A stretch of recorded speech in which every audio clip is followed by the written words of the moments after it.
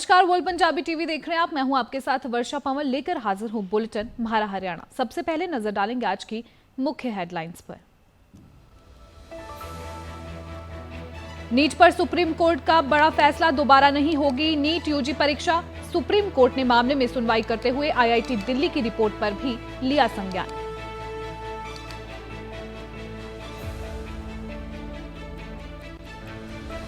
कल रोहतक दौरे पर रहेंगे सीएम नायब सिंह सैनी। पीटीसी सुनारिया में पासिंग आउट परेड में बतौर मुख्य अतिथि होंगे शामिल। सुबह 8 बजे का है कार्यक्रम।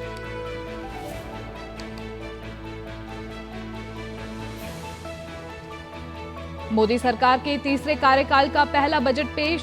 सीएम नायब सिंह सैनी ने बजट की तारीफ। ट्वीट कर कहा, बजट में सभी का भरपूर रखा गया है ध्यान।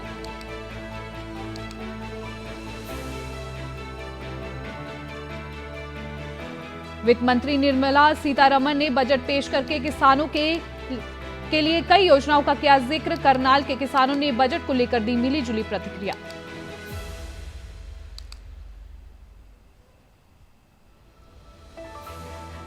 हरियाणा कौशल रोजगार निगम पर जेजेपी के प्रधान महासचिव दिग्विजय सिंह चौटाला ने उठाए सवाल। कहा, भाजपा सरकार अपने चहेतों को HKRN में कर रहा भर्ती।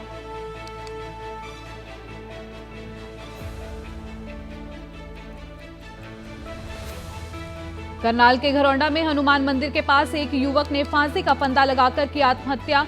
पुलिस ने शव को अपने कब्जे में लेकर पोस्टमार्टम के लिए भेजा।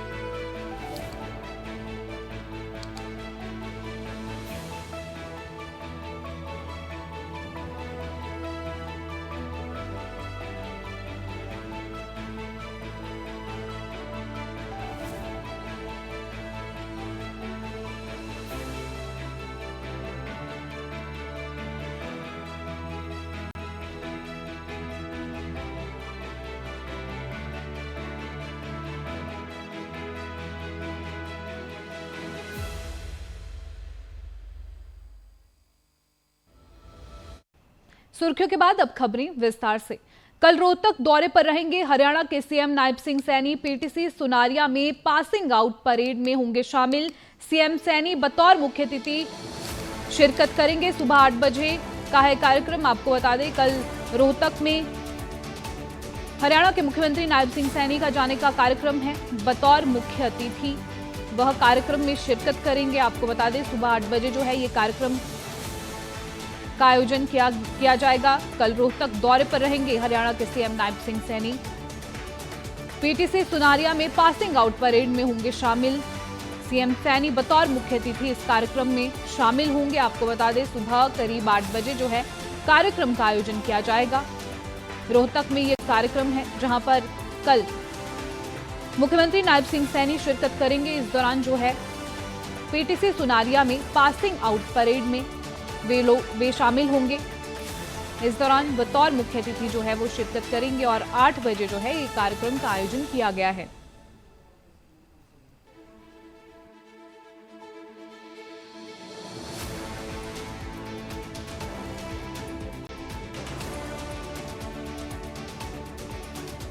तक में ये कार्यक्रम है जहां पर मुख्यमंत्री नायब सिंह सैनी पहुंचेंगे। सुबह 8 बजे जो है कार्यक्रम है। ऐसे में बतौर मुख्य अतिथि जो है सीएम नायब सिंह सैनी कार्यक्रम में शिरकत करेंगे। पीटीसी सुनारिया में पासिंग आउट परेड में शामिल होंगे। सुबह 8 बजे का जो है ये कार्यक्रम है। रोहतक में जो है इसका आयोजन किया जा रहा है। हरियाणा के मुख्यमंत्री नायब सिंह सैनी करीब 8 बजे जो है कार्यक्रम में पहुंचेंगे। पीटीसी सुनारिया में पासिंग आउट परेड में जो है कल हरियाणा के सीएम नायब सिंह सैनी शामिल होंगे। बतौर मुख्य अतिथि जो है वह कार्यक्रम में शिरकत करेंगे। सुबह 8 बजे का ये कार्यक्रम है।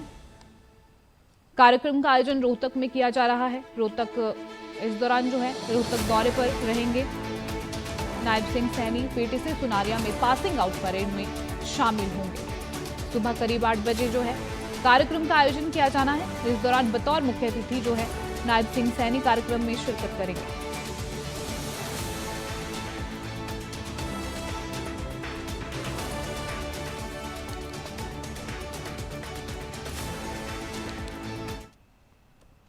मोदी सरकार के तीसरे कार्यकाल का पहला बजट पेश कर दिया गया है, जिसको लेकर हरियाणा के सीएम नायब सिंह सैनी ने अपनी प्रतिक्रिया दी है।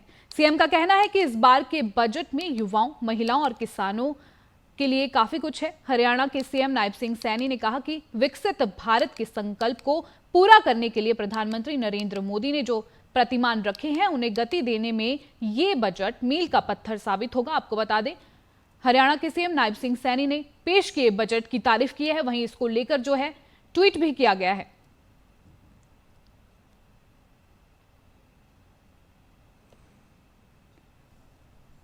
माननीय प्रधानमंत्री श्री नरेंद्र मोदी जी के नेतृत्व वाली एनडीए सरकार के तीसरे कार्यकाल का यह पहला बजट गरीबों, महिलाओं, किसानों व युवाओं की आशाओं और आकांक्षाओं को फलीभूत करने वाला बजट है। मुझे पूर्ण विश्वास है कि यह बजट विकसित भारत के निर्माण में एक नया अध्याय लिखेगा। मैं यह विकासोन्मुखी बजट प्रस्तुत करने के लिए माननीय वित्त मंत्री निर्मला सीतारमण जी को बहुत बहुत बधाई देता हूं। इस बजट में आने वाले वक्त में कृषि को अधिक लाभकारी बनाने, अर्थव्यवस्था को अधिक सुदृढ़ करने, औद्योगिक विकास को नई गति देकर अधिक रोजगार सृजन करने का विजन दिखाई देता है। बजट में फसलों की जलवायु के अनुकूल 32 कृषि और 109 बागवानी किस्मों के लिए कृषि अनुसंधान को बढ़ावा देने पर जोर दिया गया है। इससे कृषि प्रधान हरियाणा को बड़ा लाभ होगा। प्राकृतिक खेती के लिए 1 करोड़ किसानों को मदद देने का प्रावधान स्वागत योग्य है। प्राकृतिक खेती पर्यावरण के अनुकूल है। इससे बहुमूल्य जल की बचत होती है और आम जनता को शुद्ध भोजन मिलेगा। किसानों की रासायनिक खादों और कीटनाशकों पर निर्भरता न होने से उत्पादन लागत में भी कमी आएगी। वित्त मंत्री निर्मला सीतारमण ने बजट पेश करके किसानों के लिए कई योजनाओं का जिक्र किया है, जिसमें नेचुरल फार्मिंग की बात, कृषि के लिए बजट की बात, किसान क्रेडिट कार्ड का जिक्र किया गया है। ऐसे में करनाल के किसानों ने पेश किए बजट को लेकर अपनी मिलीजुली प्रतिक्रिया दी है। क्या कुछ कहा है, आइए सुनाते हैं। हमें ये मांग करें सरकार से कि जो आप कहते हो उसको करो, लेकिन वो हो नहीं पा रहा। हम मांगते कुछ है, सरकार करती कुछ है। नहीं, वैरायटी लेकर के आवेगी, कर्जे के लिए कार्ड दिए जाएंगे। पहले ही किसान का कर्ज में है और कर्जबंदी में कार्ड देके किसान को जकड़ देंगे। हमारी मुख्य डिमांड ये है कि एमएसपी खरीद गारंटी का कानून बनाया जाए, और सबसे बड़ी हमारी डिमांड ये है कि सरकार सही मानने में किसान हित में काम करना चाहती है तो जो 28% जीएसटी जो किसान औजार जो भी सामान खेती के लिए लेता है, किसी भी वर्ग पर 28% की जीएसटी नहीं है, वो किसान के ऊपर लागू है। आप जीएसटी को खत्म कर दो। देखिए, 1,52,000 करोड़ रुपए की बात की आपने, किसान क्रेडिट कार्ड की बात की आपने, यानी कि किसानों को किसी न किसी रूप में कर्जा दिया जाएगा। कर्जा दिया जाएगा ना। आज आप देखते होंगे कितने किसान भाई, हमारे किसान और मजदूर कर्जे की वजह से कर्जे के दलदल में धंसकर आत्महत्या करने लग रहे हैं। अरे पीछे तो कर्जा पटिया नहीं, आगे नया कर्जे का बोझ और देना। जो किसानों की डिमांड है शुरू से, एमएसपी की डिमांड, लाभकारी मूल्य, उस पर सरकार क्यों नहीं आती है? बात सुप्रीम कोर्ट का बड़ा फैसला सामने आया है। दोबारा नहीं होगी नीट यूजी परीक्षा। ये जो है बड़ा फैसला सुप्रीम कोर्ट की तरफ से लिया गया है। खामी के पर्याप्त सबूत नहीं, ऐसे की तरफ से ये कहा गया है। इसके बाद जो है नीट पर सुप्रीम कोर्ट का बड़ा फैसला आ गया है। सीजेआई की बेंच ने फैसला सुनाते हुए कहा है कि दोबारा परीक्षा आयोजित नहीं की जाएगी। सुप्रीम कोर्ट ने कहा कि ये दिखाने के लिए पर्याप्त सबूत नहीं है कि परीक्षा की पवित्रता का उल्लंघन किया गया था। चीफ जस्टिस की बेंच ने फैसला सुरक्षित करते हुए कहा था कि इन मामले में इस न्यायालय के समक्ष उठाया जा रहा मुख्य मुद्दा ये है कि इस आधार पर पुनः परीक्षण आयोजित करने का निर्देश जारी किया जाए कि प्रश्न पत्र लीक हुआ था और परीक्षा के संचालन में प्रणालीगत खामियां थी। ऐसे में जो है नीट पर सुप्रीम कोर्ट का बड़ा फैसला आ गया है। सीजेआई के बेंच ने फैसला सुनाते हुए कहा कि दोबारा परीक्षा आयोजित नहीं की जाएगी। आपको बता दें, सुप्रीम कोर्ट का बड़ा फैसला दोबारा से नीट यूजी परीक्षा नहीं करवाई जाएगी। आपको बता दें कि एससी की तरफ से कहा गया है कि इसमें खामी के पर्याप्त सबूत नहीं है। ऐसे में जो है सुप्रीम कोर्ट ने बड़ा फैसला लिया है और दोबारा से नीट यूजी परीक्षा ना करने का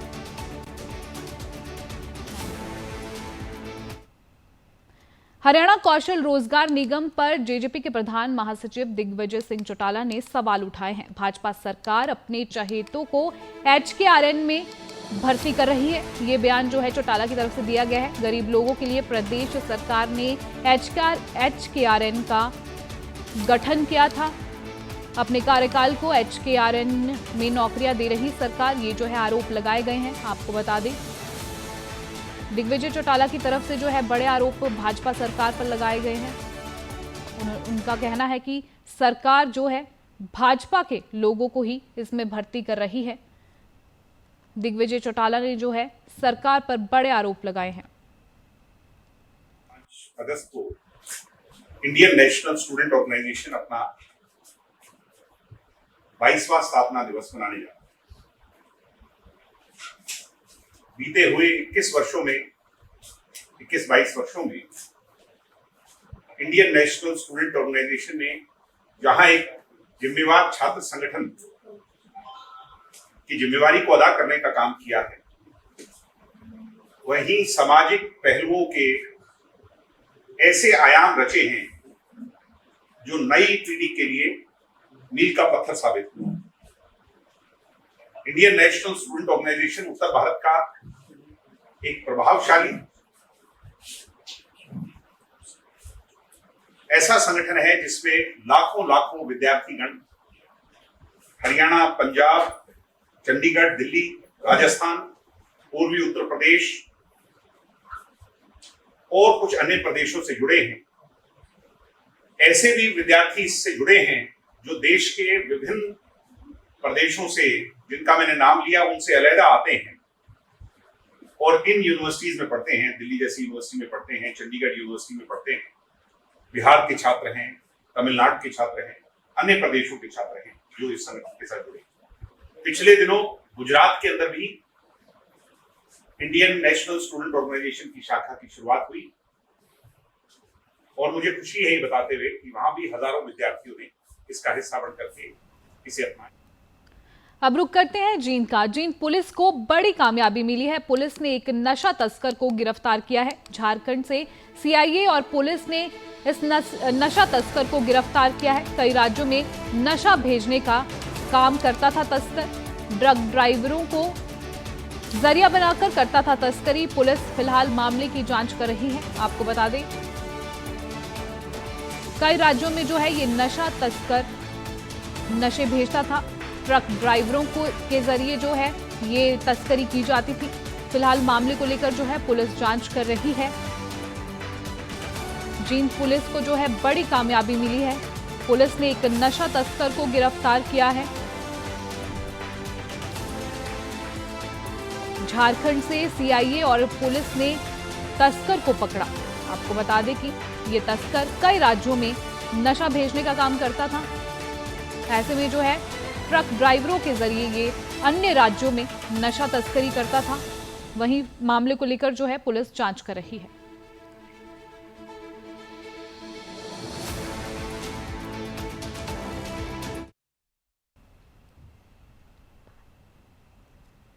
ये एक जींद पुलिस द्वारा माननीय पुलिस अधीक्षक महोदय व उच्च अधिकारियों के मार्ग निर्देशनानुसार एक ड्रग्स की बड़ी खेप जो दिनांक 12/7/24 को काबू की गई थी। इसमें CIA सफीदों ने गुप्त सूचना के आधार पे एक इस बड़ी खेप को काबू करने में सफलता हासिल की थी, जिसमें 898 kg डोडा पोस्त और 2 आरोपियों को जिस कैंटर में लोड करके लेके आ रहे थे उसको काबू किया गया था। जो जहाँ से सामान झारखंड से लेके आए थे उसमें एक संयुक्त टीम का गठन किया जाके झारखंड टीम भेजी गई, जिसमें जो ओरिजिन ट्रेस मनोरंजन यादव है जो नवागढ़ रांची झारखंड का रहने वाला है, जिसने ये माल सप्लाई किया था, उसको काबू करने में सफलता हासिल की है। तो ये एक जींद पुलिस के लिए नशे के संबंध में बड़ी कामयाबी रही है। अब रुक करेंगे रोहतक का, जहां पर नर्सिंग स्टाफ ने प्रदर्शन किया है। आपको बता दें, काले बिल्ले लगाकर जो है रोहतक में ये प्रदर्शन किया गया। सरकार के खिलाफ इस दौरान नारेबाजी की गई। अपनी विभिन्न मांगों को लेकर जो है स्टाफ नर्स ने ये धरना दिया। मांग न माने जाने पर सरकार को चेतावनी भी इस दौरान दी गई। वहीं 28 जुलाई को सीएम आवास घेराव की चेतावनी दी गई है। आपको बता दें, स्टाफ नर्स के द्वारा ये प्रदर्शन किया गया है। अपनी विभिन्न मांगों को लेकर जो है ये प्रदर्शन किया गया। मांग न माने जाने पर सरकार को भी चेतावनी दी गई। 28 जुलाई को सीएम आवास का घेराव करने की जो है चेतावनी दी गई है। रोहतक में जो है ये नर्सिंग स्टाफ ने प्रदर्शन किया। काले बिल्ले लगाकर जो है ये प्रदर्शन किया गया। वहीं विभिन्न मांगों को लेकर जो है ये प्रदर्शन किया गया। सरकार के खिलाफ इस दौरान नारेबाजी की गई।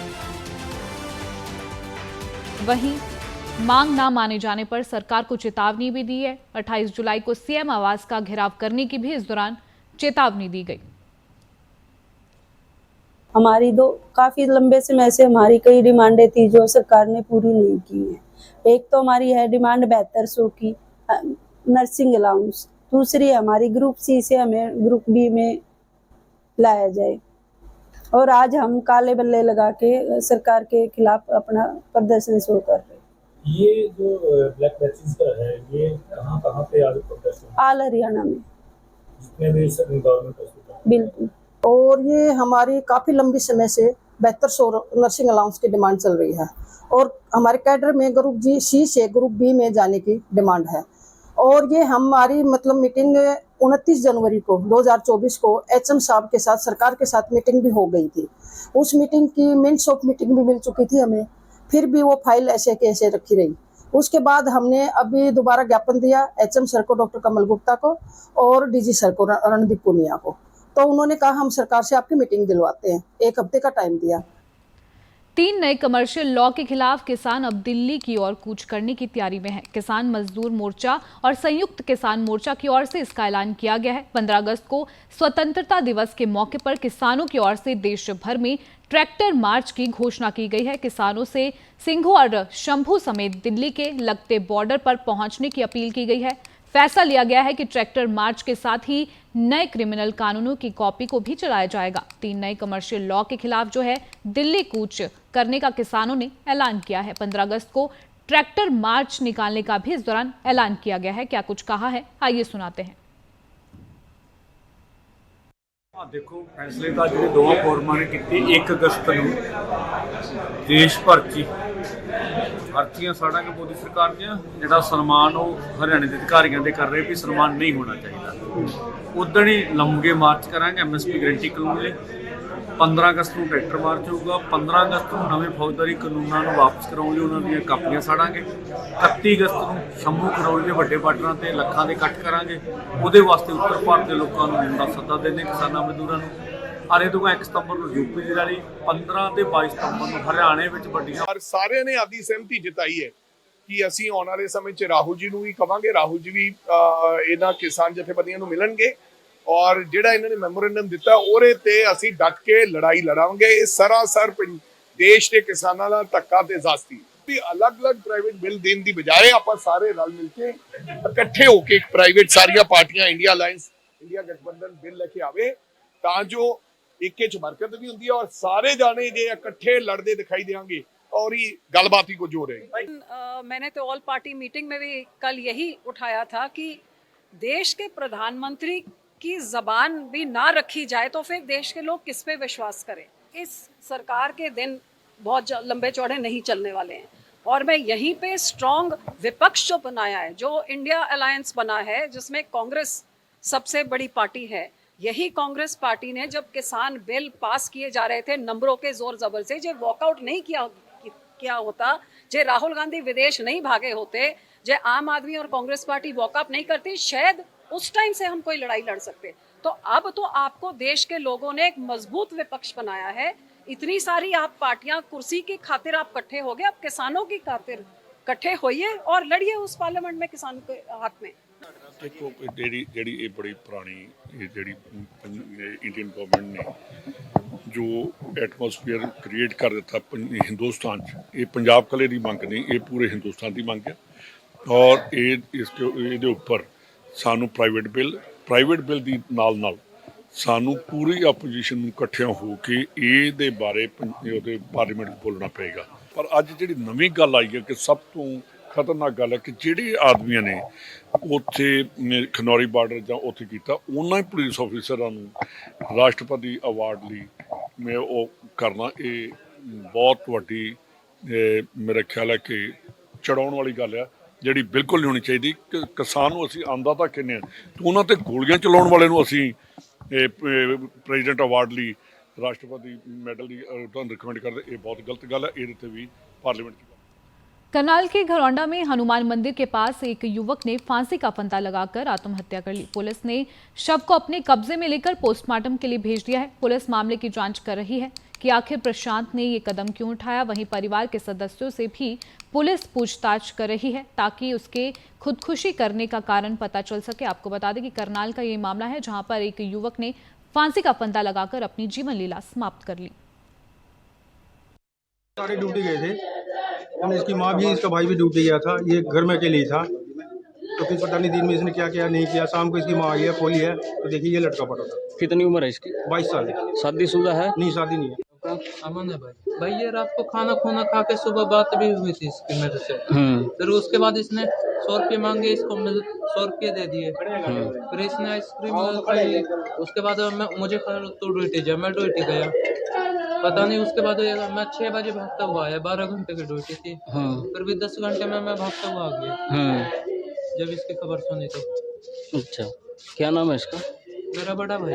प्रशांत, हमारे पास इंफॉर्मेशन आई थी कि ऐसे बात है, हनुमान मंदिर के पास एक लड़के ने फांसी लगा ली है और इसी सूचना पे हम यहाँ पे पहुँचे थे। और ये प्रशांत झा है लड़का, करीब 22 साल की उम्र है, इसने फांसी लगा ली है। ठीक है, और अभी इसमें 134 का हुई।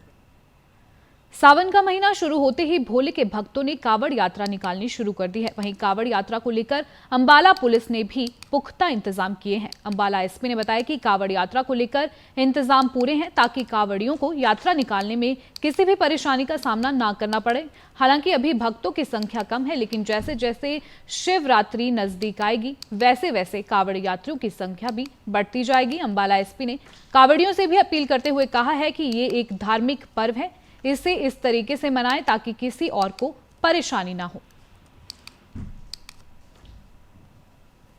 मैं हरिद्वार तो 18 तरीक ਨੂੰ ਭਰਿਆ ਜੀ ਕਾਵੜ ਜਲ। ਠੀਕ ਹੈ ਜੀ, ਮੈਂ ਜਾਣਾ ਜੀ ਗੰਗਸਰ ਜੇਤੋ। ਹੁਣੇ ਬਹੁਤ ਵਧੀਆ ਮੈਨੂੰ ਲੱਗਿਆ ਜੀ। ਹੁਣ ਮੈਂ ਹੌਲੀ ਹੌਲੀ ਤੁਰਿਆ ਜਾਊਂਗਾ ਜੀ ਹਰਿद्वार ਤੋਂ ਸਿੱਧਾ ਪਟਿਆਲਾ ਦੀ ਜਾਣਾ, ਇਧਰ ਅੰਬਾਲੇ ਤੋਂ ਹੀ ਜਾਣਾ, ਫਿਰ ਸਿੱਧਾ ਆਪਣਾ ਸਿੱਧਾ घर पे जाना जी। नहीं परेशानी कोई नहीं जी। मैंने एक परेशानी इकले मेरे कोई साढ़े बंदे का ही एक्सीडेंट हो गई, कार कोई बिच मार गई, वो हुण गड्डी वाला फड़िया ही गई। सानू इन्नी टेंशन आई, असीं फिर इत्थे रुके खड़े हैं जी। तो कावड़ यात्रा को लेके जैसे पहले भी अरेंजमेंट्स किए जाते हैं वैसे पूरे अरेंजमेंट्स किए गए हैं। डिटेल्ड प्रोग्राम इसमें जारी किया गया है। सभी की डेडिकेटेड ड्यूटीज़ लगाई गई हैं। जहाँ पर इनकी मूवमेंट के हिसाब से जहाँ ट्रैफिक डाइवर्ट किया जाना है वो ट्रैफिक डाइवर्ट किया जा रहा है, और जहाँ कोन्स लगने हैं डेडिकेटेड रूट इनको देना है। डेडिकेटेड रूट भी जैसे ही मूवमेंट का प्रेशर बढ़ेगा वैसे इनके रूट भी अलग से बनाए जाएंगे।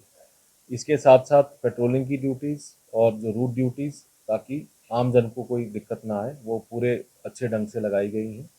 साथ ही साथ मेरी आपके माध्यम से सभी जो कावड़िए जाएंगे उनसे भी अपील है कि कृपया शांति बनाए रखते हुए और बगैर किसी हथियार के और बगैर किसी नशीली वस्तु के ही यात्रा करें।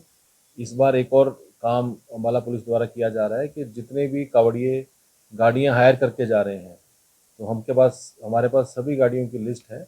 यदि उस गाड़ी का प्रयोग किसी इलीगल एक्टिविटी में किया जाता है तो उस कमर्शियल गाड़ी का लाइसेंस भी कैंसिल कराया जाएगा और उस गाड़ी का जो मालिक है उसके खिलाफ भी। इस बुलेटिन में इतना ही। मुझे दीजिए आज्ञा। नमस्कार।